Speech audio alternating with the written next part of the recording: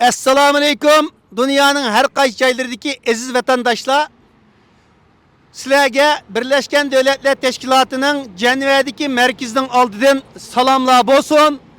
Ko'rganinglardek, biz Dünya Qurultayıdan bir grup heyet tönögün kechichi Cenevaga yetib kelib, mana bugun atdiganda Birleşken Devletler Teşkilatı'nın oldida Xitoy hukumatining aziz xalqimizga olib berayotgan insoniyat qarshi jinoyati va irqiy qirg'inchiligi aks etgan resim ko'rgazmasini bu yerda boshladik.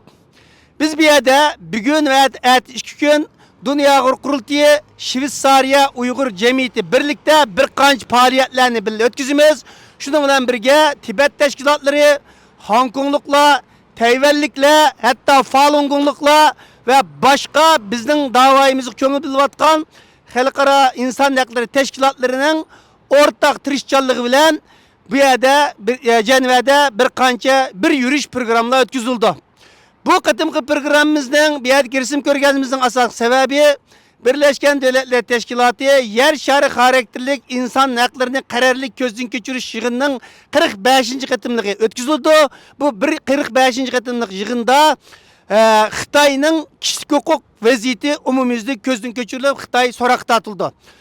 Bu program 2006 yılı başlangan, tunji qatim Xitoy, birinchi qatim 2008 yılı BDT'da umumyuzlik bu yerda so'roqqa tortilib, javobgarlik tortilgan. Onun keyin 2013 yılı ikinci qatimligi ve 2018 yılı üçüncü qatimligi bo'lib o'tgan. Bu 4. qatimligi bo'ldi. Yani Xitoy Xalq Cumhuriyeti qurulup, Sharqiy Turkiston mustamlika bo'lgandan boshlab hozirgacha Xitoyning kishilik huquq vaziyatini umumyuzlik 4. qatimda ko'zdan kechirish. Bunda aytib muhim bir fursat. Bunun için biz Dünya Qurultayı ve başka Uyghur teşkilatları 11. ayda bir yerda bir qator faoliyatlarni olib borgan. Uyghur Amerika Cemiyeti, Uyghur Kishilik Huquq Programmasi ve Uyghur Hareket Teşkilatlarının xodimlari Cenevaga kelib, bu yig'inning tayyorlik xizmatlarini olib bordik. Nurg'unlagan davlatlarning elchixonalari bilan ko'rishdik, xalqaro tashkilotlar bilan ko'rishdik, matbuot xodimlari bilan ko'rishib, davlatlardan eti bo'ladigan Xitoyning rasmiy so'roq tortish 23-soat atgan soat 9'da boshlanadi. Eti. Shuning tayyorlik xizmatlarini olib borgan. Hem eten ait halkılık bir gün.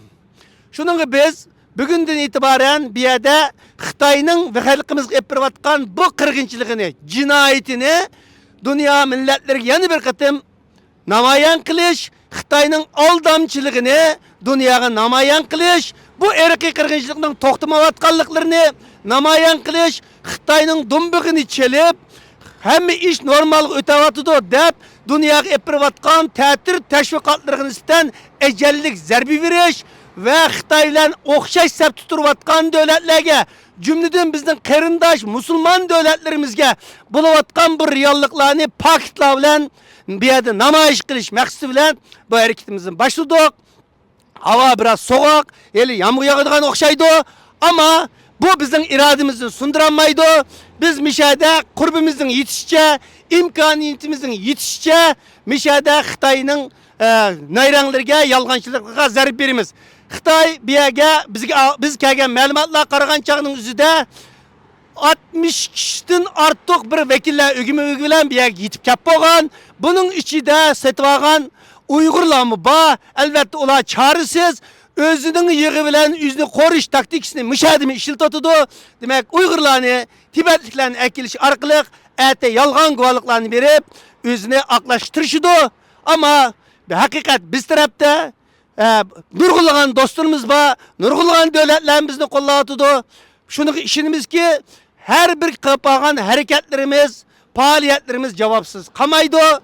Cim yetiş bilen dünyaya bunu toyduranmayız. Cim yetiş bilen ümitsizlik bilen dünyanın qolishini qo'lga keltiremeyiz. Şununla bir yerden bütün yurttaşlarımızga cesur buluşqa tavsiye qilamiz ve ete yani bir günden keyin yani 24 saat vaktimiz var. Mişada Tibetlikler, Hong Kongliklar bilen nait zor bir namayişimiz buldu. Germaniyadan, Shveysariyadan Belkim Avrupa'nın başka devletlerden ete yüzlügen qarindaşlarımızı mişadi kütvelişini arzu kıvatımız. Şununla bunun da xəvir olmay qıp qalğan. Ama Xitay bilen yüz kilip can kılıdığan muşu meydanda yüzü buluşunu bəxtiyar dep his kılıdığan, bunu bir milli mecburiyet dep düşüngen, imkaniyatı yar bergen, bütün vatandaşlarımızın bugün küçük yolga çıkıp etet diyen bir şey kelsanla, aeroplan bilen çıkıp etet diyen bugün keçti bir şey kelsanla, etki muşu candı bizden birgi bolsanla, sizlerden milletimiz razı oldu. Allah razı oldu. Biz mi razı olumuz? Fakat Xitayla kapıldı. Hemmenlağa çoğunkur hürmet salam. Şununla mişagi kancılık köp kardeşimiz kelsanla. Bizden resim körgezmirimiz mişadi. Bulatu'da Şincan sakçı öcetleri aksep diyen net yüz balçı resimli bir yerde koyduk. Mecburi emgek çetiştik boğan resimlerimizi koyduk. Ve ballarımızı Xitay turmalarına hareket etken 1 milyondan artık ballarımızın vaziyeti aksep diyen resimlerini koyduk. Muşulanın nurgulları bugün cezalarıdır, azap çıkıyordu. Muşula bu, hiç bomuz ümit var buludu. Bunun içinde ölüp ketken Allah'tan rahmeti erişken insanlarımız ve kahramanlarımız da ulamı o dünyada rahat uxlaydı ve bizden razı oldu. Rahmet emenlağa.